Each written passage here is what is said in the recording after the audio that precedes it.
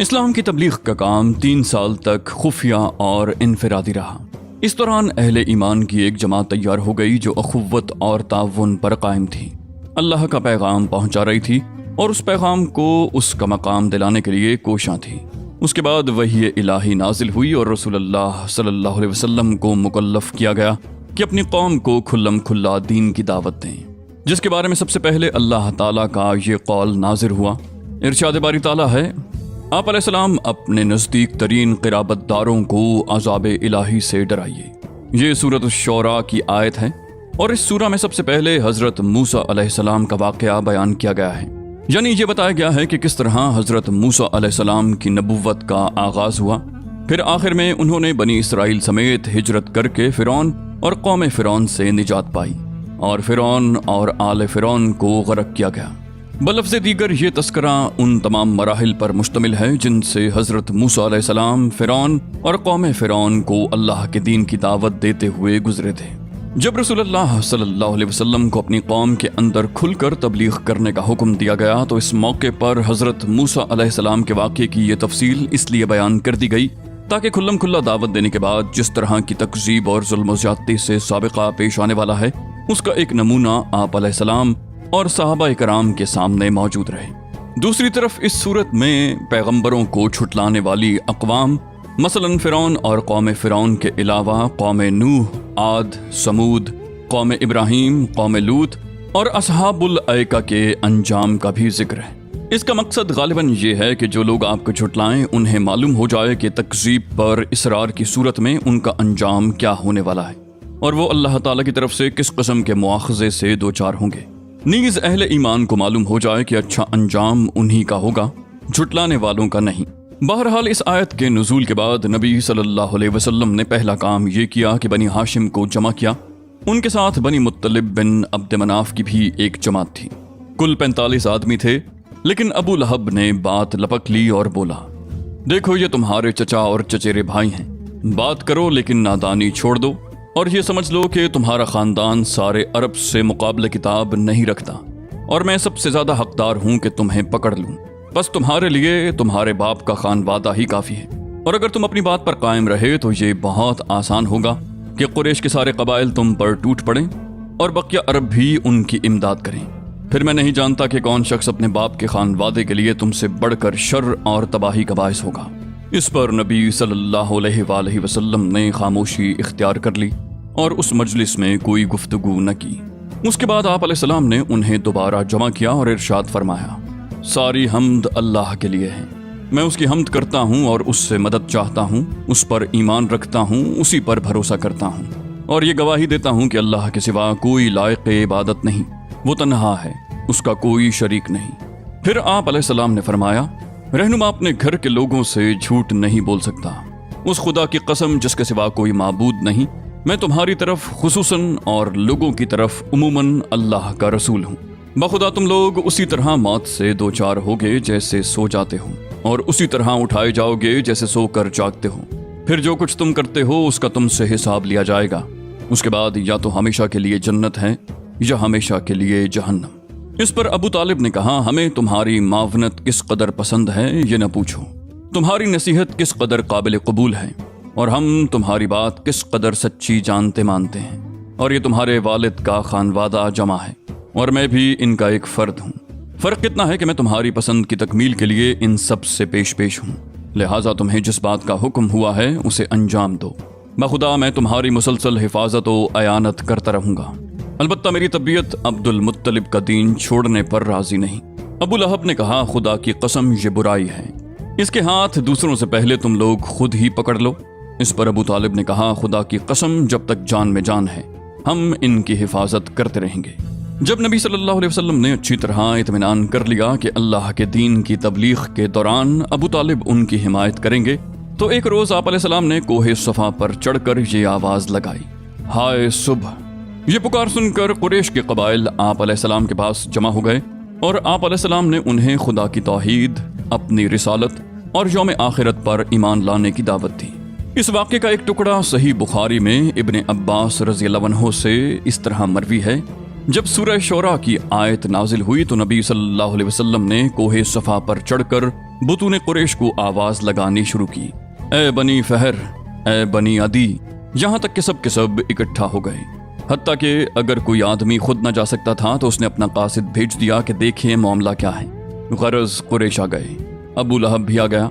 उसके बाद आप अलैहिस्सलाम ने फरमाया, तुम लोग ये बताओ, अगर मैं ये खबर दूं कि उधर वादी में शहसवारों की एक जमात है जो तुम पर छापा मारना चाहती है, तो क्या तुम मुझे सच्चा मानोगे? लोगों ने कहा, हाँ, हमने आप पर सच ही का तजुर्बा किया है। आप अलैहिस्सलाम ने फरमाया, तो मैं तुम्हें एक सख्त अजाब से पहले खबरदार करने के लिए भेजा गया हूँ। इस पर अबू लहब ने कहा, तू सारे दिन गारत हो, तूने हमें इसीलिए जमा किया था। इस पे सूरत तब्बत यदा अबी लहबियों व तब नाजिल हुई, यानी अबू लहब के दोनों हाथ गारत हो गए और वो खुद गारत हो। इस वाक़े का एक और टुकड़ा इमाम मुस्लिम ने अपनी सही में अबू हुरैरा रज़ियल्लाहु अन्हु से रिवायत किया है। वो कहते हैं कि जब सूरह शौरा की आयत नाजिल हुई तो रसूलुल्लाह सल्लल्लाहु अलैहि वसल्लम ने पुकार लगाई। ये पुकार आम भी थी और ख़ास भी। आप अलैहिस्सलाम ने कहा, ए जमात कुरैश, अपने आप को जहन्नम से बचाओ। ए बनी काब, अपने आप को जहन्नम से बचाओ। ए मोहम्मद की बेटी फातिमा, अपने आप को जहन्नम से बचा, क्योंकि मैं तुम लोगों को अल्लाह की गिरफ्त से बचाने का कुछ भी इख्तियार नहीं रखता। अलबत्ता तुम लोगों से नसब व क़राबत के ताल्लुकात हैं जिन्हें मैं बाकी और तरोताज़ा रखने की कोशिश करूँगा। रसूलुल्लाह सल्लल्लाहु अलैहि वसल्लम ने अपने करीब तरीन लोगों पर वाज़े कर दिया था कि अब इस रिसालत की तस्दीक ही पर ताल्लुकात मौकूफ़ हैं, और जिस नस्ली और कबायली असबियत पर अरब कायम हैं वो उस खुदाई इंजार की हरारत में पिघल कर ख़त्म हो चुकी है। इस आवाज़ की गूंज अभी मक्के के अतराफ में सुनाई ही दे रही थी कि अल्लाह ताला का एक और हुक्म नाजिल हुआ, फस्दा बिमा तुमरू व आरिद अनिल मुशरिकीन। इरशाद बारी ताला है, आपको जो हुक्म मिला है उसे खोल कर बयान कर दीजिए और मुशरिकीन से रुख फेर लीजिए। इसके बाद रसूलुल्लाह सल्लल्लाहु अलैहि वसल्लम ने शिर्क के खिराफात का पर्दा चाक करना और बुतों की हकीकत और कदर व कीमत को वाशिगाफ करना शुरू कर दिया। आप मिसालें दे देकर समझाते कि ये किस कदर आजिज और नाकारा हैं। दलाइल से वाज़े फरमाते कि जो शख्स इन्हें पूछता है, उनको अपने और अल्लाह के दरमियान वसीला बनाता है, वो किस कदर खुली हुई गुमराही में है। मक्का एक ऐसी आवाज़ सुनकर जिसमें मुशरिकीन और बुत परस्तों को गुमराह कहा गया था, एहसास गज़ब से फट पड़ा, शदीद गम गुस्से से पेचोताब खाने लगा। गोया बिजली का कड़का था जिसने पुरसुकून फ़ज़ा को हिला कर रख दिया था। इसीलिए कुरैश इस अचानक फट पड़ने पर इनकलाब की जड़ काटने के लिए उठ खड़े हुए कि उससे पुश्तीनी रस्म व रिवाज का सफाया हुआ चाहता था। कुरैश उठ पड़े क्योंकि वो जानते थे कि गैर अल्लाह की उलूहियत के इनकार और रिसालत और आखिरत पर ईमान लाने का मतलब यह है कि अपने आप को मुकम्मल तौर पर उस रिसालत के हवाले कर दिया जाए और इसकी बेचूं चरा इताअत की जाए। यानी इस तरह के दूसरे तो दरकनार, खुद अपनी जान और अपने माल तक के बारे में कोई इख्तियार न रहे। और इसके मानी ये थे कि मक्के वालों को दीनी रंग में अहले अरब पर जो बड़ाई और सरदारी हासिल थी उसका सफाया हो जाए और अल्लाह और उसके रसूल की मर्जी के मुकाबिल में उन्हें अपनी मर्जी पर अमल पैरा होने का इख्तियार न रहे। यानी निचले तबके पर उन्होंने जो मजालिम रवा रखे थे और सुबह शाम जिन बुराइयों में लथपथ रहते थे, उनसे दस्तकश हुए ही बनेगी। कुरैश इसका मतलब अच्छी तरह समझ रहे थे, इसलिए उनकी तबीयत इस रुस्वा कुन पोजीशन को कबूल करने के लिए तैयार न थी, लेकिन किसी शर्फ और खैर के पेश नज़र नहीं। इरशाद बारी ताला है, बल्कि इसलिए कि इंसान चाहता है कि आइंदा भी बुराई करता रहे। कुरैश ये सब कुछ समझ रहे थे, लेकिन मुश्किल ये आन पड़ी थी कि उनके सामने एक ऐसा शख्स था जो सादिक और अमीन था, इंसानी अक़दार और मकारिम अखलाक का आला नमूना था। एक तवील अरसे से उन्होंने अपने आबा व अजदाद की तारीख में उसकी नज़ीर न देखी थी और न सुनी थी। आखिर उसके बिलमुकाबिल करें तो क्या करें। कुरैश हैरान थे और उन्हें वाकई हैरान होना चाहिए था। काफ़ी गौर ख़ौस के बाद एक रास्ता समझ में आया कि आपके चचा अबू तालिब के पास जाएं और मुतालबा करें कि वो आपको आपके काम से रोक दें। फिर उन्होंने इस मुतालबे को हकीकत और वाकईयत का जामा पहनाने के लिए ये दलील तैयार की कि उनके माबूदों को छोड़ने की दावत देना और ये कहना कि माबूद नफ़ा नुकसान पहुँचाने या और कुछ करने की ताकत नहीं रखते, दर हकीकत उनके माबूदों की सख्त तौहीन और बहुत बुरी गाली है। और ये हमारे उन आबा अजदाद को अहमक और गुमराह करार देने के भी हम मानी हैं जो इसी दीन पर गुजर चुके हैं। कुरैश को यही रास्ता समझ में आया और उन्होंने बड़ी तेजी से इस पर चलना शुरू कर दिया। इब्न इसहाक कहते हैं कि अशराफ कुरैश से चंद आदमी अबू तालिब के पास गए और बोले, ए अबू तालिब, आपके भतीजे ने हमारे खुदाओं को बुरा भला कहा है ہمارے دین کی عیب چینی کی ہے، ہماری عقلوں کو حماقت زدہ کہا ہے اور ہمارے باپ دادا کو گمراہ قرار دیا ہے۔ لہٰذا یا تو آپ انہیں اس سے روک دیں یا ہمارے اور ان کے درمیان سے ہٹ جائیں، کیونکہ آپ بھی ہماری ہی طرح ان سے مختلف دین پر ہیں۔ ہم ان کے معاملے میں آپ کے لیے بھی کافی رہیں گے۔ اس کے جواب میں ابو طالب نے نرم بات کہی اور رازدارانہ لب و لہجہ اختیار کیا، چنانچہ وہ واپس چلے گئے اور رسول اللہ صلی اللہ علیہ وسلم اپنے سابقہ طریقے پر رواں دواں رہتے ہوئے اللہ کا دین پھیلانے اور اس کی تبلیغ کرنے میں مصروف رہے۔ انہی دنوں قریش کے سامنے ایک اور مشکل آن کھڑی ہوئی، یعنی ابھی کھلم کھلا تبلیغ پر چند ہی مہینے گزرے تھے کہ موسم حج قریب آ گیا۔